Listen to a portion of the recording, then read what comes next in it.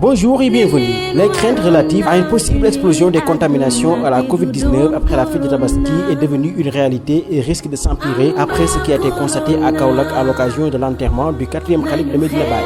En tout cas, les autorités sanitaires et politiques avaient prévenu quant à un possible regain des contaminations à la Covid-19. Entre ce dimanche et ce lundi, il y a eu au total 185 cas communautaires et 123 cas contacts obtenus à partir de 3058 tests. Retenons juste que le Sénégal a battu son record des cas issus de la transmission communautaire ce dimanche avec 113 cas recensés dans 46 zones. Le taux de positivité ces 2 jours est égal à 10,08%, même s'il y a une baisse entre hier et aujourd'hui. Au moment où je vous parle, il y a 46 patients qui se trouvent dans un état grave et sont dans les services de réanimation. 38 patients ont été déclarés guéris ce lundi. 7 décès supplémentaires ont été relevés en 48 heures. La pandémie de Covid-19 a fait près de 730 000 morts dans le monde et a contaminé plus de 19,6 millions de personnes. Le Pérou revient sur son déconfinement après avoir enregistré ce dimanche 228 morts, portant le nombre de décès de Covid-19 sur son sol à plus de 21 000.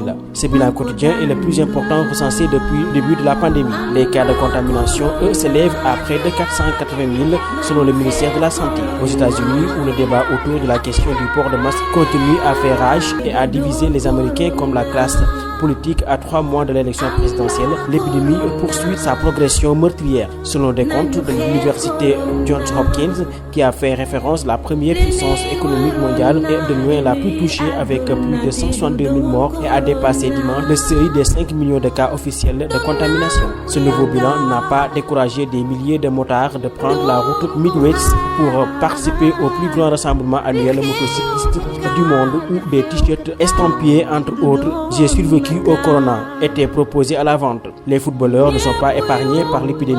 À 4 jours de son quart de finale de la Ligue des Champions, 2 membres de l'Atlético de Madrid dont les identités n'ont pas été révélées ont aussi été testés positifs au SARS-CoV-2. Mais l'annonce des 2 cas de contamination au sein du club espagnol jette un nombre sur sa tenue.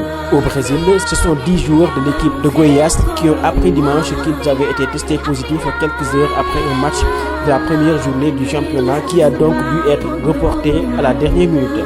En Europe, où les températures ont dépassé les 35 degrés, dans le nord, les autorités tentent tant bien que mal de faire respecter le port du masque et de dissuader la population de s'agglutiner. Le Covid-19 a fait plus de 213 000 morts sur ce continent et donne d'inquiétants signes de redémarrage. Un coup symbolique, 1 million de cas de coronavirus a été officiellement franchi jeudi en Afrique, continent qui reste cependant encore le moins touché dans le monde où la répartition des cas est très inégale. Selon les chiffres officiels compilés, quelques 1 11 495 ont été enregistrés sur l'ensemble du continent avec moins de 22 115 décès, ce qui représente 5% des cas dans le monde. Seulement 5 des 54 pays d'Afrique regroupent 75% des cas. Les cas augmentent encore dans une dizaine de pays, mais cette hausse n'est pas exponentielle. Selon l'OMS, qui souligne néanmoins que le bas niveau du nombre de tests et le manque de matériel pour les tests un défi constant. Les pays africains font de leur mieux en dépit des limites à leurs actions, comme des infrastructures de santé incomplètes ou défaillantes, a estimé vendredi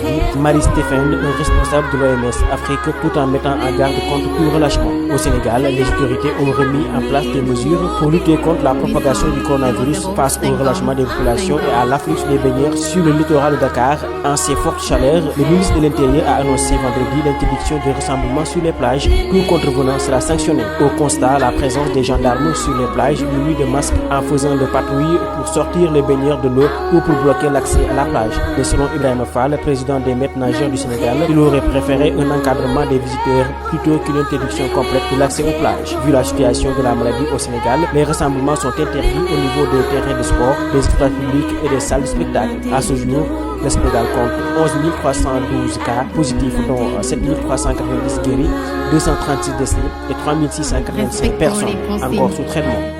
Chaque vie compte. Je reste chez moi, restez chez vous. Stop Corona, stop Corona. Respectons les consignes.